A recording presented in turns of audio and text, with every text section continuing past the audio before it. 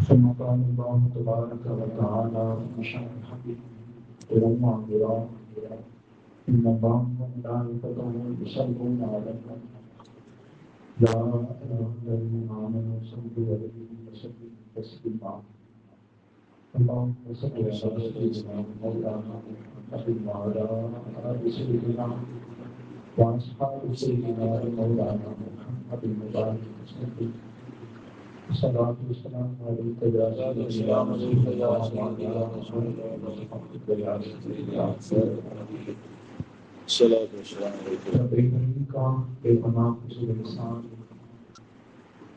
جس کی توفیق سے ہم آج ماہانہ درس قرآن کی خوبصورت اور بابرکت محفل حاصل ہیں دعا کیجیے کہ خدا کے عالم ہم سب کا بیٹھنا ہے کچھ سننا کچھ سنانا برگاردان و قبول و منظور فرمائے اور قرآن سنت کی تعلیمات کو سمجھ کر پھر عمل کرنے کی توفیق عطا فرمائے یاد رکھیے 11ویں پارے میں اللہ جل شانہ نے ارشاد فرمایا وما كان المؤمنون لينفروا كافة فلولا نفر من كل فرقة منهم طائفة ليتفقهوا في الدين ولينذروا قومهم إذا رجعوا إليهم لعلهم يحذرون 11ویں پارے کی سورۃ توبہ کی آیت کریمہ کا مفہوم یہ ہے کہ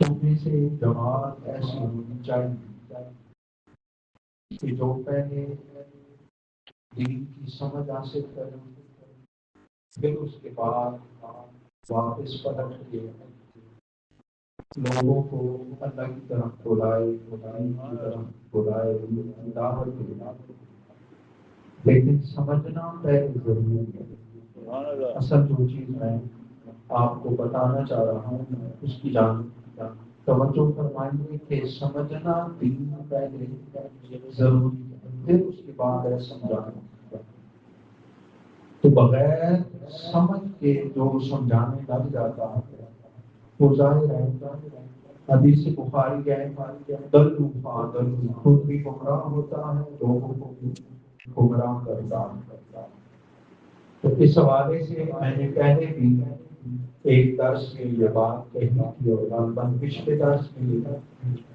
کہ جب تک ہم پڑھیں گے نہیں سمجھیں گے نہیں تب تک ہم سمجھانے والے نہیں بن سکتے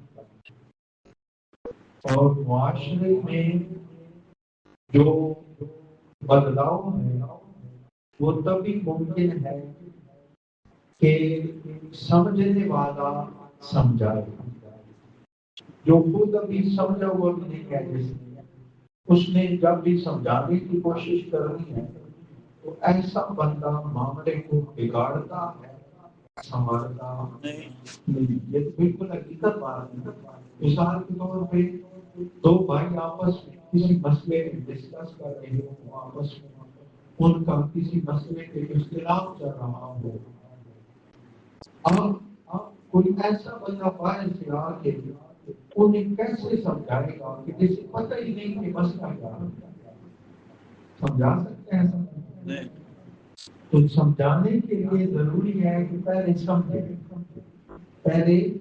سمجھے جس طرح دین کے باقی معاملات میں یہ چیز ضروری ہے بالکل اسی طرح جو دین کا خالصتاً شعبہ ہے چاہے وہ قرآن پاک سے متعلقہ ہو یا حدیث مبارکہ سے متعلقہ ہو یا فقہ سے متعلقہ ہو جب تک کوئی بندہ خود سمجھے گا نہیں دوسرے کو سمجھا نہیں سکتا یاد رہے اپنا آپ کو تھوڑا قریب آ ہے ماشاء اللہ تاکہ مجھے پتہ چلے کہ میں جو بات کہہ رہا ہوں آگے سننے والے سمجھ گئے ہیں قرآن پاک نے ہمیں ایک اصول بتا دیا کہ پہلے دین کو سمجھو پھر لوگوں کو دین کی طرف بلاؤ، سمجھاؤ، انہیں ڈراؤ۔ تو یاد رکھیے قرآن پاک کو جب تک ہم سمجھیں گے نہیں، دین کے مسائل کو، دین کے معاملات کو جب تک ہم سمجھیں گے نہیں تو ہم دوسروں کو سمجھا نہیں سکتے۔ اب پچھلے درس میں نے کچھ ابتدائی باتیں آپ کے گوش گزار کی کہ اللہ جل شانہ کے جو مقرب بندے ہوتے ہیں، جو اللہ کے مقبول بندے ہوتے ہیں، اللہ کریم کی بارگاہ میں ان کا مقام بڑا بلند ہوتا ہے۔ سبحان اللہ۔ اتنا بلند ہوتا ہے، اتنا بلند ہوتا ہے کہ اگر وہ مقرب بندہ منہ سے کوئی بات نکالتا ہے، اللہ اس کی بات کو پورا فرما دیتا ہے۔ بخاری شریف میں اور دیگر کتابوں میں یہ حدیث پاک موجود ہے۔ محبوب کریم علیہ السلام نے فرمایا بہت سارے ایسے بندے ہیں جن کا ظاہری حلیہ بالکل عام سا ہوتا ہے، بلکہ معاشرے میں جس طرح ایک کوئی کرو فار والا بندہ ہوتا ہے ویسا حلیہ نہیں ہوتا، بس بالکل عام سا حلیہ ہوتا ہے، اور لوگ ان کے حلیے کو دیکھ کر کوئی انہیں خاص اہمیت نہیں دیتے ہیں۔ حدیث کا مفہوم آپ کے سامنے رکھ رہا ہوں۔ لیکن وہ بندے جن کا لباس، جن کا حلیہ، جن کا ظاہری وضع اتنی خاص نہیں ہوتی، لیکن وہ بندے جب اللہ پر قسم کھا لیں تو اللہ ان کی قسم پوری فرما دیتا ہے۔ اب سوال یہ ہے کہ اگر کوئی بندہ قسم اللہ پر کھاتا ہے تو اس کا مطلب ہے کہ اس کا رب کے ساتھ کوئی ایسا رشتہ، کوئی ایسا لنک ہے کہ جس لنک کی بدولت اس کی زبان سے جو بات نکلتی ہے وہ اللہ پوری فرما دیتا ہے۔ اور اگر ایسا بالکل مانا ہی نہ جائے تو یقین مانیے قرآن پاک 3 حصے سے زیادہ فارغ ہو جاتا ہے۔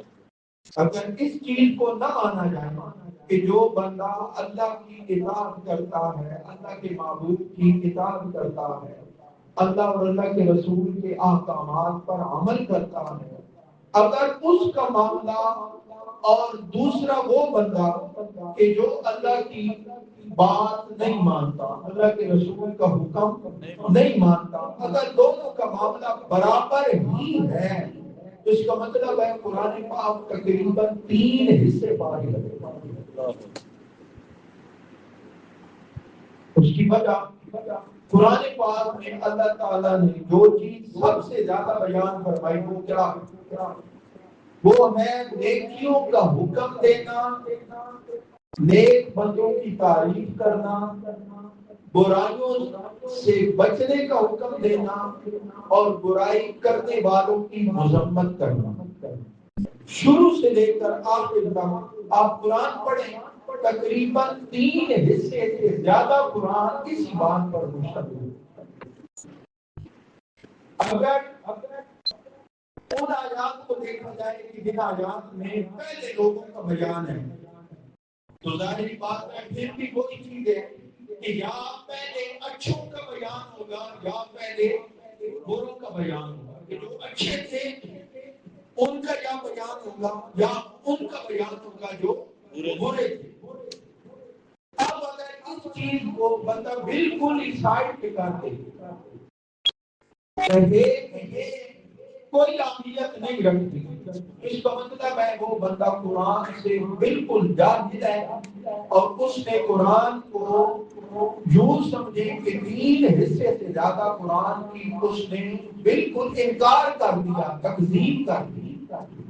سبحان اللہ۔ کیونکہ قرآن ہمیں یہ بتاتا ہے کہ جو میرے ساتھ یاری لگائے میں اسے انعام دیتا ہوں۔ اب سمجھنے کی بات یہ ہے کہ کیا صرف آخرت میں نام دے گا؟ بلا شبہ آخرت میں بھی دے گا. اور یاد رکھیے آخرت دنیا کی نسبت اتنی بڑی ہے کہ وہ دائمی ہے. وہ کیا ہے؟ دائمی، ہمیشہ کی ہے. اس لیے اللہ نے جب بھی جنت کا ذکر کیا تو کیا فرمایا؟ والذین آمنوا وعملوا الصالحات اولئک اصحاب الجنہ هم فیہا خالدون. جو ایمان لائے، جنہوں نے اچھے عمل کیے، میں انہیں جنت میں داخل کروں گا، وہ ہمیشہ وہاں رہیں گے. تو آخرت جو ہے وہ ہمیشہ کا گھر ہے. لیکن سوال یہ ہے کہ جو رب آخرت میں دے سکتا ہے اسے دنیا میں دیتے ہوئے کیا پرابلم ہے؟ میں بہت بڑی گل سبحان اللہ بچا گئے گلا بچاؤ نہیں سمجھو بھی صحیح کہ بولو بھی صحیح. آخرت بڑی ہے، دنیا چھوٹی ہے. کتنی چھوٹی ہے یہ بھی حدیث بخاری ہے. محبوب کریم علیہ السلام نے ارشاد فرمایا سارا نال واسطے تے جس بندے نوں جہنم وچوں کڈ کے اللہ جنت دے داخلے کا حکم دے سی نا، پہلے تو وہ یقین کو نہ آسی کہ اللہ میں بھی معاف کر چھوڑا. سبحان اللہ کریمہ تیرے کرم کو وہ اس بات کو سوچے گا کہ مجھے بھی اللہ نے معاف فرما دیا. اللہ فرمائے گا ہاں میں نے تجھے معاف کر دیا، جاؤ جنت میں. بڑی پیاری حدیث مبارکہ ہے. وہ بندہ جنت میں جائے گا اور جا کے جاتی جنت میں جاتی ڈالے گا، جاتی ڈال کے واپس پلٹ آئے گا، کہے گا یا اللہ جنت تیری بھری پئی، میری تو جائے کوئی نہیں، میری جائے کوئی نہیں. اللہ فرمائے گا تو کہتے ہیں تیری جگہ نہیں ہے، سن تیرے لیے میں نے جنت میں اتنی جگہ رکھی ہے کہ جتنی دنیا میں تو زندگی گزار کے آیا ہے اس دنیا جیسی 10 دنیا ہو تیرے اکیلے کی اتنی جگہ. سبحان اللہ سبحان اللہ. حدیث کی سمجھ آئی ہے کہ تجھ اکیلے کے لیے میری جنت کے اندر اتنی جگہ ہے جتنی تو دنیا میں زندگی گزار کے آیا وہ والی دنیا جیسی 10 دنیا ہو اتنی تجھ اکیلے کے لیے جگہ ہے. تو وہ آگے سے بندہ رس کرے گا جہاں تک تو مجھ سے مذاق فرما رہا ہے. صحابی کہتے ہیں کہ جب حضور نے یہ حدیث پاک بیان فرمائی اور ان الفاظ پہ پہنچے سرکار مسکرا پڑے اور اتنے مسکرائے کہ آپ کی داڑھیں مبارک نظر آنے لگی. سبحان اللہ. اب ذرا میں سمجھانا کیا چاہتا ہوں کہ آخرت بڑی ہے دنیا سے، کتنی بڑی ہے وہ آپ کو سمجھ آ گئی؟ جسے سمجھ آئی ہے اب صرف وہی بولے ایماندار. سبحان اللہ. سارے بولتا ہوتا مطلب سارے چلو اچھی بات ہے ماشاء اللہ. اب ذرا غور کیجیے کہ آخرت بڑی ہے دنیا کی نسبت، تو جو رب آخرت میں اتنا کچھ عطا فرما سکتا ہے کیا وہ دنیا میں عطا نہیں فرما سکتا؟ فرما سکتا ہے بے شک. اس کا مطلب ہے عطا فرما سکتا ہے.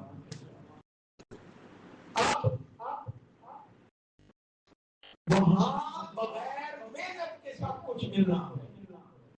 سمجھنا بات کو، وہاں جا کے ہم نے کوئی محنت نہیں کرنی، جو کرنا ہے جہاں کرنا ہے وہاں محنت نہیں ہے.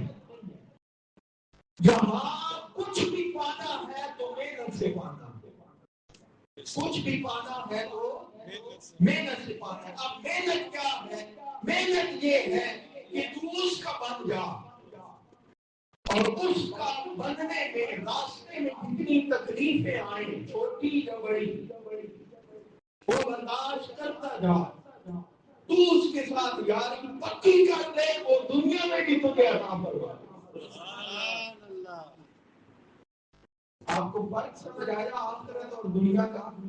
کہ وہاں کچھ کرنا نہیں ہے، وہاں ملنا ہی ملنا ہے، عطا ہی عطا ہے، کرم ہی کرم ہے. تو سوال یہ ہے جو وہاں دے سکتا ہے اسے یہاں دینے میں کیا پرابلم ہے؟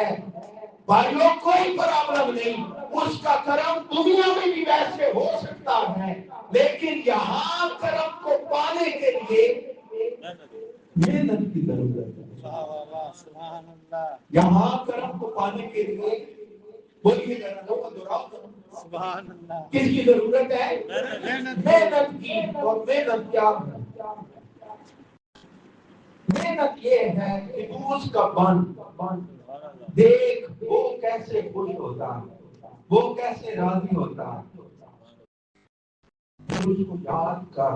اب یاد کرنے میں بھی محنت ہے، یاد کرنے میں بھی محنت ہے۔ دیکھیں نا یہ محنت ہے کہ باہر سے آپ اندر آئیں، یہاں حبس ہے نا حبس، لیکن کیوں بیٹھا ہے بندہ؟ یار بسام اور خوش گرمی آ سکتی لیکن کوئی تو خوش ہو سکتی۔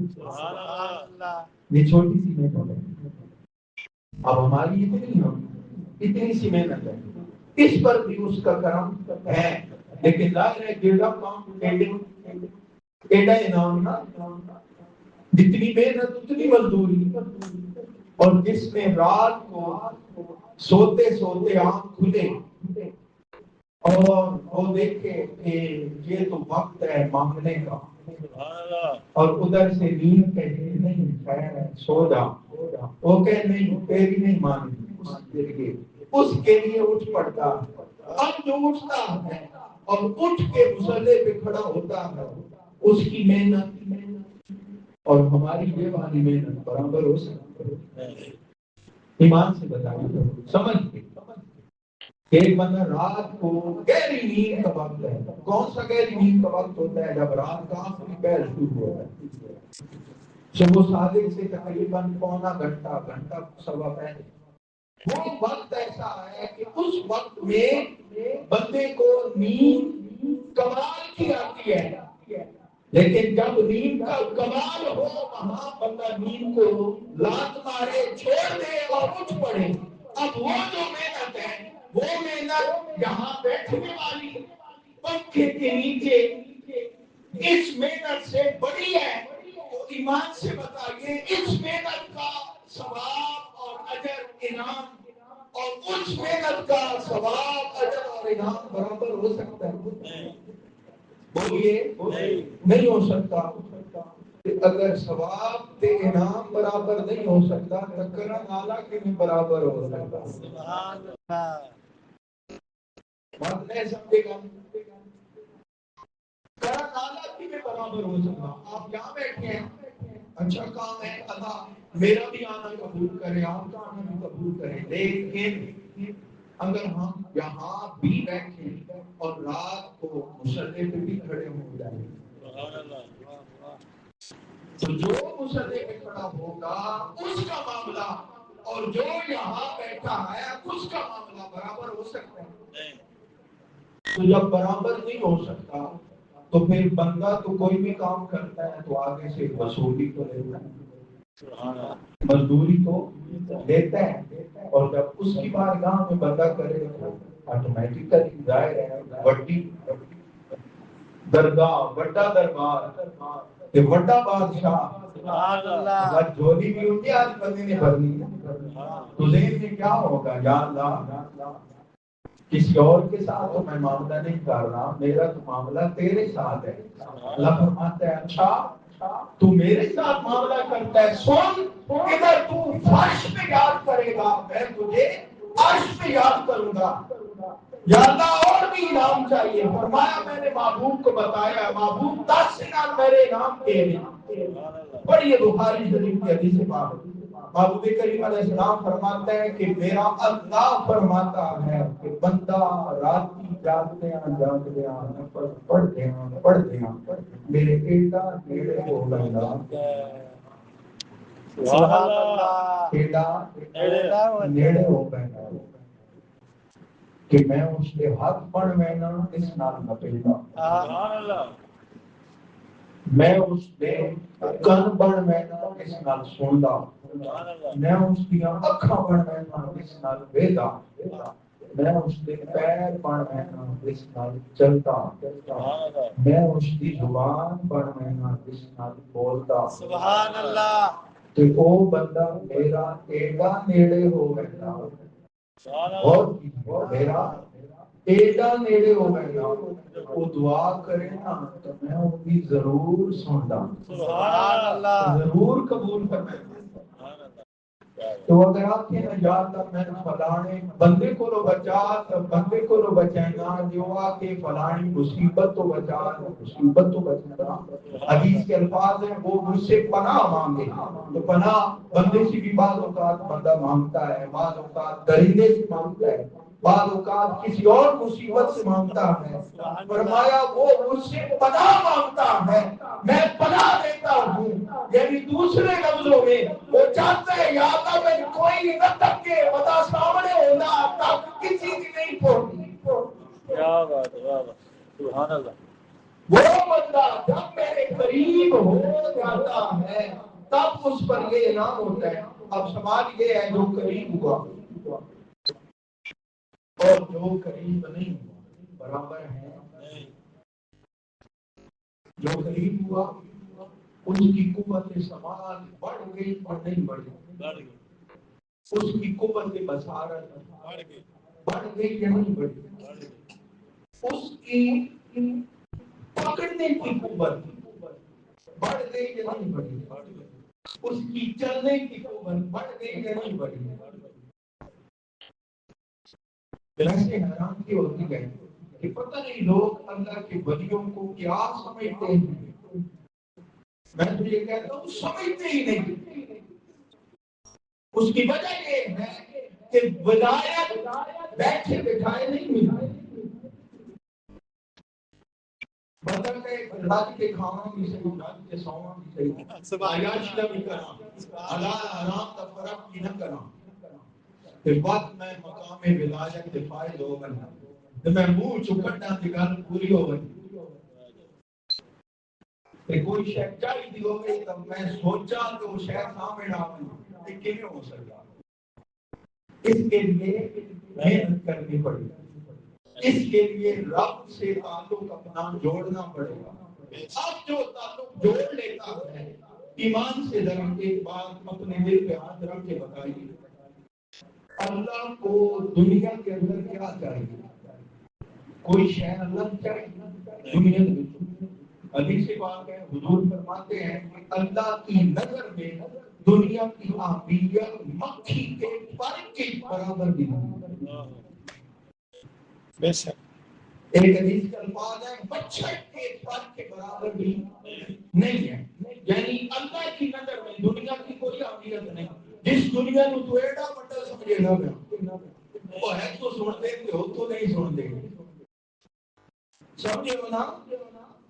میں ان کی بات کر رہا ہوں جس دنیا کو تو اتنا بڑا سمجھ رہا ہے، اس دنیا کی اللہ کی نظر میں کوئی اہمیت نہیں ہے۔ جب اللہ کی نظر میں اہمیت نہیں ہے تو کیا اللہ کو کوئی پرابلم ہے کہ کوئی دوروں بہ کے سنتا ہے؟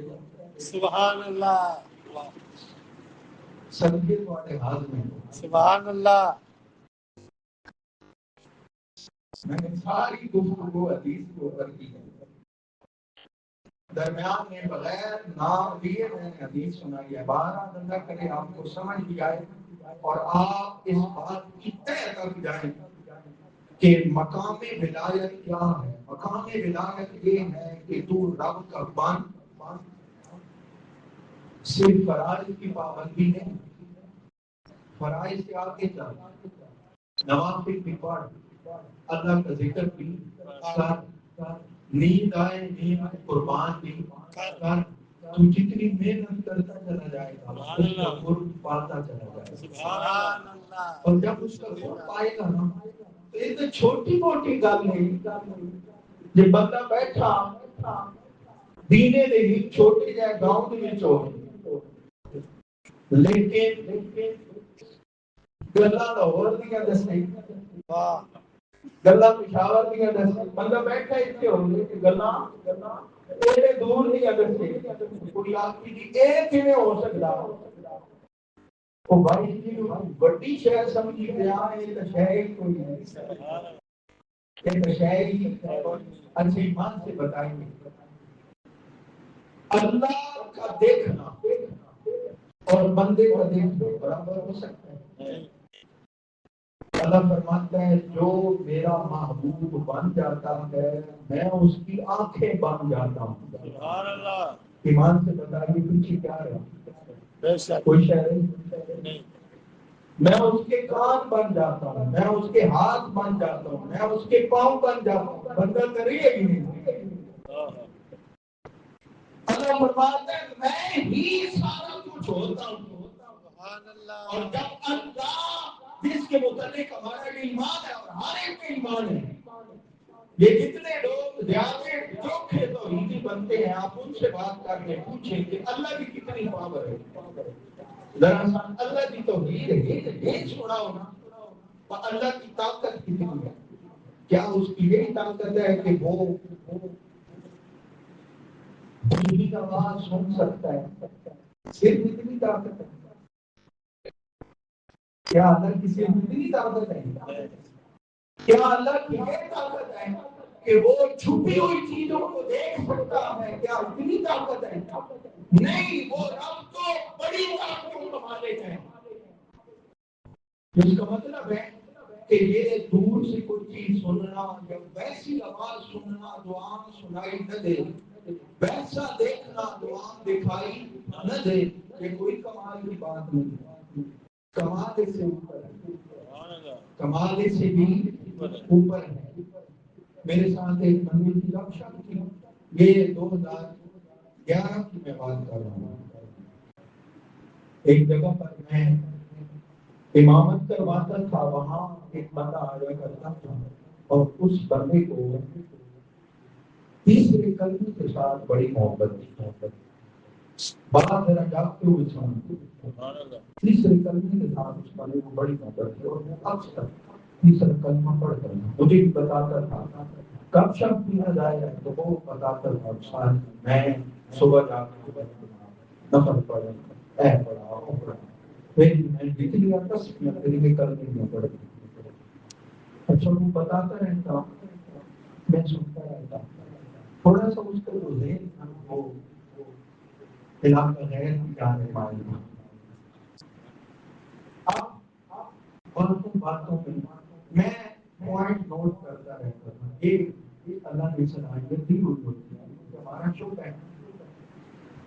تو ایک دن وہ کہنے لگا کہ اللہ کا اتنا کرم ہوا ہے کہ میں اب جب تیسرا کلمہ پڑھتا ہوں میں جس کے بارے میں سوچوں وہ جگہ وہ بندہ میرے بالکل سامنے یوں چلنے لگتا ہے کہ جیسے ٹی وی چل رہا. یہ اس بندے نے میں نمبر پہ بیٹھ کے بات کر رہا ہوں. اس بندے نے اپنی زبان سے یہ بات مجھے بتائی. جس طرح ٹی وی نہیں چلتا اس طرح میں سوچتا ہوں تو اس بندے کے متعلق مجھے پتہ چل جاتا ہے. سبحان اللہ. پھر وہ بھی کہنے لگا کہ ایک دن راول پنڈی اب طرح ہم کو راول پنڈی میں تقریباً 1.5 گھنٹے لگتے ہیں. راول پنڈی کا ایک بندہ اس نے مجھے کال کی اور کال کے دوران اس نے کوئی بات کی والا کچھ کس قسم کی بات کی. کہتا ہے دوران کال میری توجہ تھوڑی سی پھری اور میں اس بندے کو کہنے لگا کہ تو میرے ساتھ بات کر رہا ہے. کوئی بات اس نے کہہ دی ہوگی اس طرح کی جو اس کی طبیعت کو اچھی نہیں لگی ہوگی. کوئی بھی بات ہو سکتی ہے. اس نے کہا ایسے کہتا ہے میں نے موبائل کان کے ساتھ لگایا ہوا اور میری توجہ تھوڑی سی ہٹی. میں نے کہا تو ہیئر ہے کپڑے پائے ہوئے تو جس گھر بیٹھا اس گھر کے چھت ہے وے فرش ہے وے اور تو جس جگہ پہ بیٹھا ہے اس جگہ پہ چارپائیاں اتنی پڑی ہیں لوگ اتنے ہیں. کہتا ہے کہ میں نے سارا کچھ اسے بتا دیا. سبحان اللہ. جب اس نے بات مکمل کر لی تو میں نے کہا یار یہ تو بڑا کرم ہے تجھ پر کہ تیسرا کلمہ پڑھتے پڑھتے اللہ نے تلگم اور پیڑھی کے فاصلے بھی مٹا دیے، درمیان میں پہاڑ بھی ختم، سڑکیں بھی ختم، ہر چیز ختم، بیٹھا تو گھر تھا، بات تو موبائل فون پہ کر رہا تھا، اور تیرے سامنے اس بندے کی یوں تصویر چڑھ رہی تھی کہ تم نے اسے یہ بھی بتایا کہ اس رنگ کے تم نے کپڑے پہنے ہوئے ہیں اور اس جگہ پہ اس انداز میں تو بیٹھا ہے۔ میں نے کہا یہ کرم کیسے ہوا؟ دوبارہ میں نے دہرائی بات، کہتا یہ تیسرے کلمے کا کرم ہے، اس کا تیسرے کلمے کا۔ تو میں نے اگلا سوال یہ کیا کہ تیسرا کلمہ کہاں سے آیا؟ تیسرا کلمہ کیا ہے؟ سبحان اللہ والحمد للہ ولا الہ الا اللہ۔ یہ آیا کہاں سے؟ کس نے ہمیں بتایا؟ تو کہنے لگا تھوڑا سا دینی معلومات رکھتا تھا، کہنے لگا کہ حدیث مبارک ہے اور سرکار نے ہمیں بتایا، حضور نے ہمیں بتایا۔ میں نے کہا کتنی عجیب بات ہے، حضور کے بتانے پر تو نے تیسرے کلمے کو پڑھا تو تیرے اندر اتنی طاقت آ گئی، لیکن بتانے والے کو کچھ پتہ نہیں ہے۔ سبحان اللہ، اللہ اکبر، کتنی عجیب بات ہے۔ اچھا لوگ کہتے ہیں کہ ولیاں دی بڑیاں کرامت کا بیان کریں گے، میں اس سے ایک قدم آگے کی بات کہتا ہوں۔ جو بندہ کہتا ہے نا کہ یہ نہیں ہو سکتا، کوئی بھی کرامت سنائی جائے نا تو آگے سے یہ عقل ابرو لڑاتے ہیں، حالانکہ کرامت کہتے ہی اسے ہیں جو عقل نہ مانے، جو عقل نہ مانے، جو عقل مان گئی وہ کرامت نہیں ہے۔ مثال کے طور پہ یہ جگ کے اندر تقریباً 4 گلاس پانی ہے، اب یہ 4 گلاس پانی اس ایک گلاس کے اندر سما جائے گا؟ آ سکتا ہے؟ نہیں آ سکتا، لیکن کرامت یہ ہے کہ آ جائے، کرامت یہ ہے کہ آ جائے۔ اچھا کوئی کہے کیسے ہو سکتا ہے کہ وہ میں پانی کا گلاس 4 پا پانی تک نچا بنی، کیسے ہو سکتا ہے؟ تو ہم یہ نہیں سمجھا سکتے کیسے ہو سکتا ہے، ہم رستہ بتا سکتے ہیں۔ ہم کیا بتا سکتے ہیں؟ رستہ بتا سکتے ہیں۔ جس طرح حضرت علامہ اقبال رحمۃ اللہ تعالیٰ ہے، آپ کے پاس بندہ حاضر ہوا اور اس نے آپ کی شاعری کے حوالے سے سوال کیا کہ آپ اتنی زبردست قسم کی شاعری کرتے ہیں، یہ بتائیے یہ مقام آپ کو کیسے ملا؟ اقبال نے آگے سے اس سے جواب جو دیا، میں وہی جواب اکثر دیتا ہوں۔ اقبال نے کہا تو یہ مقام پانا چاہتا ہے؟ یہ نہیں پتا کہ میں کیا کرتا ہوں، کیا کیا، کہا تو یہ مقام پانا چاہتا ہے؟ اب کوئی انوکھا کام میں کروں اور آپ نے کیسے کیا، میں کہوں نہیں چھوڑ، تو ایک شہر رہنا چاہنا، تو ایک مقام پانا چاہتا، وہ بندہ کہتا ہاں میں بھی چاہتا ہوں کہ مجھے بھی یہ مقام ملے۔ اقبال کہتے ہیں میں نے 1 کروڑ بار کملی والے کی بارگاہ میں درود پاک پڑھا، جب میں نے 1 کروڑ بار درود پاک مکمل کیا، اللہ کے رسول کا اتنا کرم ہوا کہ میں جس موضوع پر سوچتا ہوں مجھے دیر نہیں لگتی، آسمان سے کلام آنے لگتا ہے، میں لکھنے لگتا ہوں۔ سبحان اللہ۔ تو ہم بھی یہی کہتے ہیں کہ تجھے کرامت کو ماننے کے حوالے سے پرابلم ہے کہ یہ کیسے ہو سکتا ہے، ہم تجھے بتاتے ہیں کہ تو اس راستے پہ چل، سب کچھ ہو جائے گا، سبحان اللہ، سب کچھ ہو جائے گا۔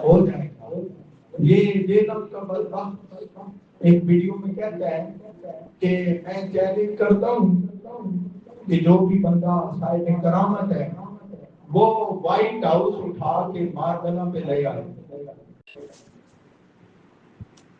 تو میں نے اس کے دلوں کو یہ جواب دیا کہ تم ہمیں چیلنج نہ کر، تم آپ کوشش کر، تو آپ کوشش کر کے ہو سکتا ہے یا نہیں ہو سکتا۔ اگر تجھ سے نہ ہو سکا تو پھر ہمیں بتانا، ہم کر کے مسئلہ یہ ہے کہ ہم اس راہ کے راہی بنتے ہی نہیں، اور وہ اولیاء کرام کے مقام کو اپنی ناقص عقلوں پہ تولنا شروع کر دیتے ہیں کہ یہ کیسے ہو سکتا ہے۔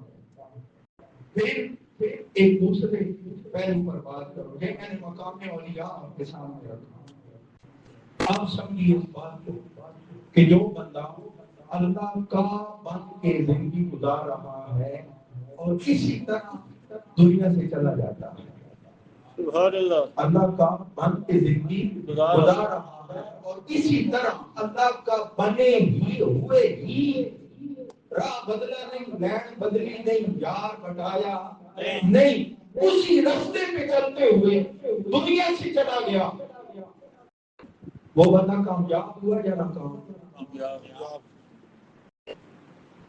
اب آپ کہیں گے کہ ہمیں کوئی دلیل ہے بخاری شریف کے حدیث پاک، میرے مصطفیٰ فرماتے ہیں انما الاعمال بالخواتیم، بالخواتیم، اعمال کا دار و مدار خاتمے پر ہے۔ نیک ہیں اگر نیکی کو دیکھیں راہ میں مردے دام تک تمام تو کامیاب ہے، ورنہ تو کامیاب نہیں۔ سرکار کا فرمان ہے بندہ صبح مومن ہوتا ہے شام کو کافر ہوتا ہے، شام کو کافر ہوتا ہے صبح مومن ہوتا ہے۔ صحابہ نے پوچھا آقا ذرا وضاحت فرمائیں، فرمایا بندہ نیک کام کرتا رہتا ہے، اچانک چلتے چلتے اس کی لائن چینج ہو جاتی ہے، کسی غلطی کی وجہ سے کسی اللہ کے غضب کا شکار ہو جاتا ہے، گناہ کی دلدل میں پھنس جاتا ہے، اور اسی حال میں اس کا معاملہ دنیا کا ختم ہو جاتا ہے۔ فرمایا وہ بندہ ناکام رہا۔ دوسری جانب وہ بندہ جن کی گناہ میں گزر رہی تھی، اچانک چلتے چلتے لائن چینج ہو گئی، رب کا کرم ہوا، سیدھے راستے پہ چل پڑا، وہ بندہ کامیاب ہوا یا ناکام ہوا؟ کامیاب ہوا۔ اس کا مطلب یہ ہوا کہ اعمال کا دار و مدار خاتمے پر ہے۔ اب ایک بندہ جس نے پوری زندگی اللہ کا بن کے زندگی گزاری ہے، اللہ کے ساتھ اپنا رشتہ مضبوط رکھ کے زندگی گزاری ہے، جب وہ بندہ دنیا سے گیا کامیاب ہوا یا نہیں؟ اب سوال یہ ہے کہ ہمیں کیسے پتہ چلے گا کہ بندہ کامیاب ہے؟ بندہ دنیا تو میں آگا کامیاب ہے، ہمیں کیسے پتہ چلے گا؟ پہلے پتہ چلے گا جنازے سے، پہلے پتہ چلے گا جنازے سے۔ کیوں کہ حضرت امام احمد بن حنبل رحمۃ اللہ تعالیٰ علیہ آپ فرمایا کرتے تھے کہ مجھ پر ظلم و ستم کرنے والوں تمہیں اس دن تک پتہ جائے گا جس دن احمد بن حنبل کا جنازہ ہوگا، تو تمہارے اور ہمارے درمیان جنازے فیصلے کریں گے۔ بندہ ایسا ہوتا ہے کہ دنیا میں رہتے ہوئے کوئی اسے جانتا بھی خاص اتنا نہیں، اہمیت بھی نہیں دیتا، کچھ لوگ اسے جانتے ہوتے ہیں، لیکن وہی بندہ دنیا سے جاتا ہے، اللہ پہلی کامیابی کی وہ یوں لگاتا ہے کہ ہزاروں نہیں لاکھوں بندے اس کے جنازے میں آ جاتے ہیں، اور آتے وہ ہیں جو جانتے بھی نہیں، جو رشتہ دار بھی نہیں، جو علاقے کے بھی نہیں، کچھ بھی نہیں، لیکن کون ہے جو انہیں وہاں لے جاتا ہے؟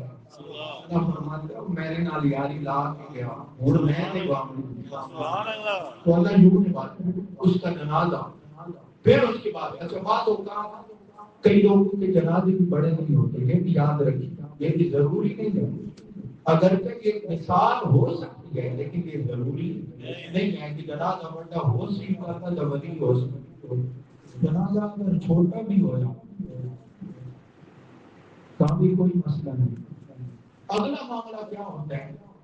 اللہ کریم اپنی مخلوق کے دل میں ایسی محبت ڈالتا ہے کہ قبرستان میں اور بھی ہزاروں دفن پہلے تھے پھر بھی ہوں گے، لیکن جڑا بندہ بھی قبرستان بڑھتا ہوں اس سے بھی قبر کے کھلو کے باتیں پڑھتا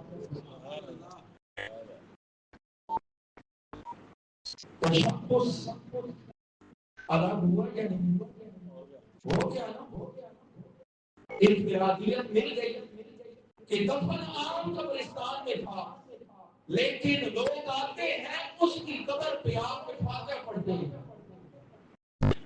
اور جو فاتحہ پڑھتا ہے اسے ثواب تو ملنا ہی ملنا ہے. قرآن جب بھی پڑھ سو ثواب ملنا. سرکار کا فرمان ہے ایک حرف پڑھو کہ 10 نہیں کیا. سورۃ فاتحہ پڑھی کہ سورۃ اخلاص پڑھی تو ثواب تو ملنا ہے. اللہ اضافی انعام کیا دیتا ہے؟ تو میرے بندے کی قبر تے کھڑو کہ فاتحہ پڑھی جا ثواب تو دینا ہی دینا. نال تیری اے بیماری ٹھیک ہو گئی, مشکل حل ہو گئی, اے پریشانی دور ہو گئی. وہ بندہ کہتا ہے یار میں ان کے فاتحہ پڑھی تو روزانہ میں کہتا رہا یا اس کے بعد میں کہتا رہا میں جب بھی ان کے فاتحہ پڑھی نا میرا یہ مسئلہ ہے, بیماری آئی ہے, پریشانی آئی ہے, گلٹی ہے, یہ مسئلہ ہے, کوئی بھی ہو سکتا ہے, چھوٹا بھی بڑا بھی, وہ مسئلہ ختم ہو گیا. وہ دوسروں کو بتاتا ہے, دوسروں کو بتاتا ہے. اب اس سے پتہ چلا اس کی بھی تو کوئی پریشانی ہو. وہ کہتا ہے کیا یار کل میں گیا, اللہ اس کی پریشانی بھی دور کرتا ہے. پھر وہ تیسرے کو بتاتا ہے. پتہ بھی نہیں چلتا, لوگوں کی توجہ اس کی جانب مائل ہو جاتی ہے. اچھا سی ہاتھ قبر آنے کا مزار نہ بنا, ہر قبر آنے کا مزار بنانا نہیں ہم تو اس کا مطلب ہے دل کا مزار بنتا ہے وہ کوئی کام نہیں ہوتا. یہاں تک ہے پچھلوں کا معاملہ. ابھی میں پچھلوں پر بات نہیں کر رہا, ابھی میں اپنے زمانے کے حوالے سے بات کر رہا ہوں کہ ہمارے زمانے میں اگر کسی کا مزار بنتا ہے کب بنتا ہے؟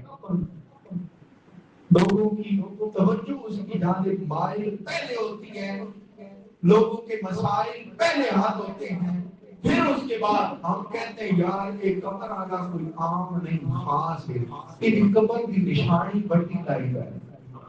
مزار اصل میں کیا ہے؟ قبر کی نشانی ہے, قبر کی نشانی ہے. اور جب اوپر کوئی چیز بنائی جائے قبر کے اوپر, وہ اس کی بنائی جاتی ہے کہ آج میں آیا کل کوئی ہو رہا سی ہو. چلو اللہ کی مخلوق جس نے اس بندے کی قبر پہ آوے تو لوگوں کو چھاں بھی ملے, لوگوں کو پنکھا بھی ملے, لوگوں کو پڑھن کی جگہ بھی ملے, تاکہ سکون نال بیٹھ کے رب کا قرآن پڑھا تے اللہ کے ولی واسطے بھی دعا کرا تے ولی کے نا واسطے بھی دعا کرا. یہ سلسلہ ہوتا ہے مزار کا. مزار ایسے ہم نہیں بناتے, یاد رکھیے. ہاں اگر کسی نے کوئی ایسا, اور ایک دن میں چیلنج کی بات کر رہا ہوں, جو بندہ کہے نا کہ میں بڑا مالدار ہوں تو میرا پیو مریا کہ میں جناب کی قبر دھوتے ہیں حکومت بھی بنائے ہیں مزار بھی بنائے ہیں. وہ بھائی تو مزار کتنے مرضی بنا رہے ہیں, تیرے باپ کی قبر پہ رش تبھی لگے گا جب رب کا امر ہوگا.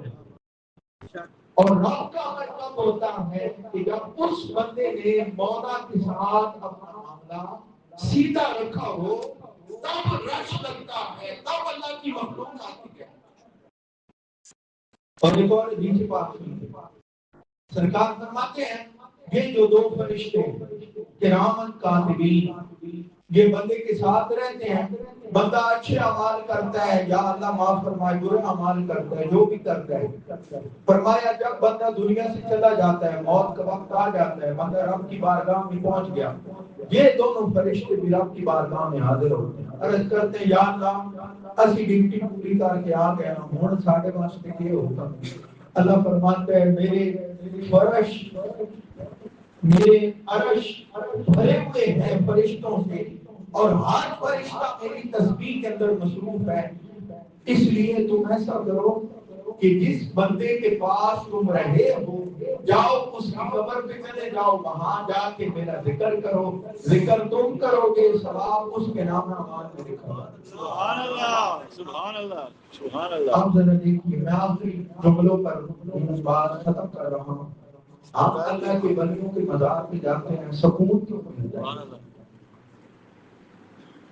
سکون ملنے کی ایک وجہ یہ ہے کہ جو بندہ وہ ذکر دنیا میں رہ کے کرتا تھا وہی ذکر اب فرشتے کرتے ہیں, اور جہاں رب کا ذکر کیا جاتا ہے وہاں رب کی رحمتیں نازل ہوتی ہیں, جہاں رحمتوں کا نزول ہو. جب تو اس جگہ پہ بیٹھ جاتا ہے, کھڑا ہو جاتا ہے, تیرا دل بھی سکون پانے لگتا ہے. نعرہ تکبیر، نعرہ تکبیر، اللہ اکبر، نعرہ رسالت یہ بھی لازم ہے سنت کا یہ عقیدہ کہ ہم اللہ اور اللہ کے رسول کو جدا نہیں کرتے. ذاتیں الگ الگ ہیں لیکن جب بھی نام دیا جائے گا تو اس نے لا الہ الا اللہ پہ ہمارے ایمان کو قبول نہیں کیا تو ہم بھی محتاج ہیں محمد رسول اللہ. ٹھیک ہے. اب سمجھیے بات کو کہ یا یہ ہوتا ہے احترام کا دبی اور یا یہ ہوتا ہے کہ بندہ دنیا میں رہ کر اپنے لیے ایک جگہ مختص کر دیتا ہے کہ میں اس کمرے میں اللہ اللہ کروں گا اور جب وہ بندہ دنیا سے چلا جاتا ہے چاہے اس کی قبر وہاں بنے یا نہ بنے جہاں وہ عبادت کرتا تھا آپ اس کمرے میں بیٹھ جائیں وہاں آپ کو سکون ہی سکون ملے. آپ دیکھ لیں ایک قبلہ ہمارے حافظ صاحب بتاتے ہیں کہ ہمارے گھر میں ابا جی کا کمرہ ہے. آج بھی ہم اس کمرے کو ابا جی کا کمرہ کہتے ہیں. میں نے پوچھا ابا جی وہاں کیا کرتے تھے تو بتانے لگے وہاں اللہ کا کرتے تھے. تو ہماری بھی یہی کوشش ہوتی ہے کہ جہاں اللہ اللہ ابا جی کرتے تھے ہم بھی اس کمرے میں بیٹھ کے اللہ اللہ کرتے. اب جس گھر کے کونے میں کمرے میں مسلسل اللہ اللہ ہو رہا ہو کیا آپ سمجھتے ہیں وہ گھر کا کمرہ کوٹھا باقی کوٹھوں کمروں جیسے ہوگا یا اس سے الگ ہوگا؟ آخری بات کہ ہم اللہ کے ولیوں کا وسیلہ پیش کرتے ہیں. وسیلہ پیش کرتے ہیں کیوں؟ کیونکہ ہمارا یہ یقین ہے کہ سارے مرے کی جنت ہے. سارے مرے کا جنت ہے. اللہ دے انعامات دے اس واسطے اصل جب انہاں جنتیاں دا وسیلہ پیش کرسانا طرف پر ماسی ایک میرے اپنے دی کوئی گل ہوگی جاؤ تم نے ان کا نام لیا جاؤ میں ان کے نام کی بدولت تمہاری دعا بھی قبول فرماتا ہوں تمہارا مسئلہ بھی حل کرتا ہوں. وسیلہ کیا؟ یہ وہ مقام جو اللہ انہیں عطا فرماتا ہے. ہم کہتے ہیں یا اللہ تو نے انہیں مقام دیا ہم تجھے ان کا وسیلہ دیتے ہیں یا ان کے مقام کا وسیلہ دیتے ہیں. اللہ فرماتا ہے جاؤ تو نے میرے پیارے کا نام مجھے پیش کیا میں نے تیری دعا قبول کر دی میری تیری پریشانی دور کر دی. سب سے بہتر اور افضل وسیلہ محبوب کریم علیہ السلام کی ذات. جب بھی دعا کرو حضور کے وسیلے کرو. پھر اس کے بعد باقی انبیاء صحابہ کرام آل بیت پھر درجہ بدرجہ نیچے چلتے آؤ. حضور غوث پاک کا وسیلہ دو پیر مہر علی شاہ کا وسیلہ دو احمد رضا کا وسیلہ دو. یہ وہ لوگ ہیں جنہوں نے کامیاب زندگی گزاری اور اسی زندگی کی ٹکر پہ چلتے چلتے رب کی بارگاہ میں پہنچ گئے. تو جس طرح ان کا دنیا میں مقام تھا دنیا سے جانے کے بعد ان کے دنیا کے مقام سے بھی اعلیٰ مقام اب اعلیٰ مقام اب ہے. تو اب جب اعلیٰ مقام پہ ہیں تو ہمیں ان کا وسیلہ پیش کرنا چاہیے.